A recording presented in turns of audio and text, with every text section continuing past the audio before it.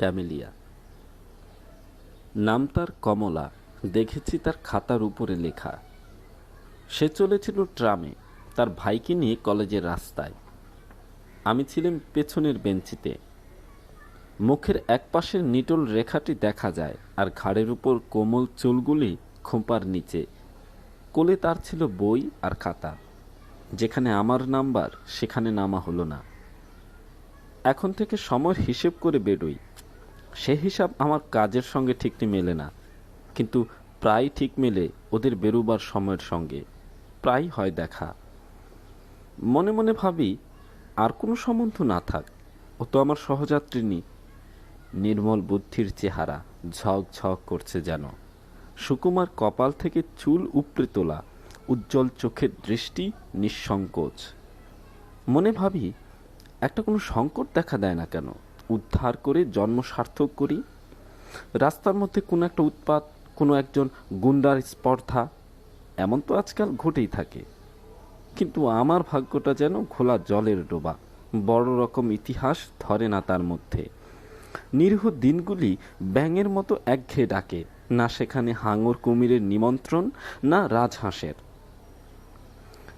একদিন ছিল ঠেলাঠেলির ভিড়। কমলার পাশে বসেছে একজন আধা ইংরেজ। ইচ্ছে করছিল অকারণে টুপিটা উড়িয়ে দিই মাথা থেকে, ঘাড়ে ধরে তাকে রাস্তায় দিই নামিয়ে। কোনো ছুতা পাইনি, হাত নিষ্পিস করে। এমন সময় সে একটা মোটা চুরুট ধরিয়ে টানতে করলে শুরু। কাছে এসে বলল, ফেলো চুরুট। যেন পেলেই না শুনতে। ধোঁয়া উড়াতে লাগলো বেশ খোরালো করে। মুখ থেকে টেনে ফেলে দিলেম চুরুট রাস্তায়। হাতে মুঠো পাকিয়ে একবার তাকালো কটমট করে, আর কিছু বললে না। এক লাফে নেমে গেল। বোধহয় আমাকে চেনে।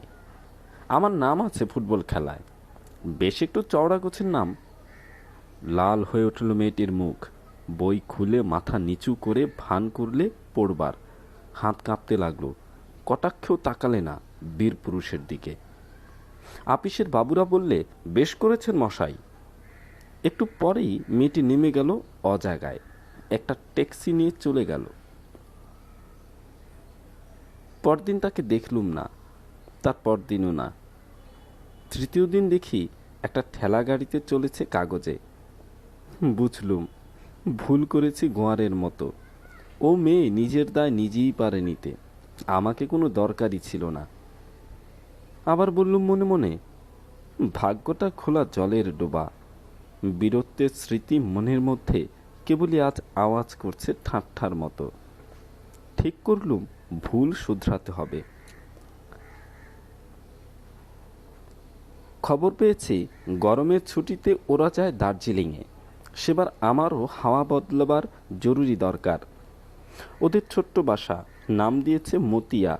রাস্তা থেকে একটু নেমে এক কোণে, গাছের আড়ালে। সামনে বরফের পাহাড়। শোনা গেল আসবে না এবার। ফিরব মনে করেছি। এমন সময় আমার এক ভক্তের সঙ্গে দেখা। মোহনলাল। রোগা মানুষটি, লম্বা, চোখে চশমা। দুর্বল পাকযন্ত্র দার্জিলিংয়ের হাওয়ায় একটু উৎসাহ পায়। সে বললে, তনুকা আমার বোন, কিছুতে ছাড়বে না তোমার সঙ্গে দেখা না করে। মেয়েটি ছায়ার মতো, দেহ যতটুকু না হলে নয় ততটুকু, যতটা পড়াশোনায় ঝোঁক, আহারে ততটা নয়। ফুটবলের সর্দারের পরে তাই এত অদ্ভুত ভক্তি। মনে করলে আলাপ করতে এসেছে সে আমার দুর্লভ দয়া। হায় রে ভাগ্যের খেলা। যেদিন নেমে আসব তার দুদিন আগে তনুকা বললে, একটা জিনিস দেব আপনাকে, যাতে মনে থাকবে আমাদের কথা। একটি ফুলের গাছ। এ এক উৎপাত। চুপ করে রইলেম।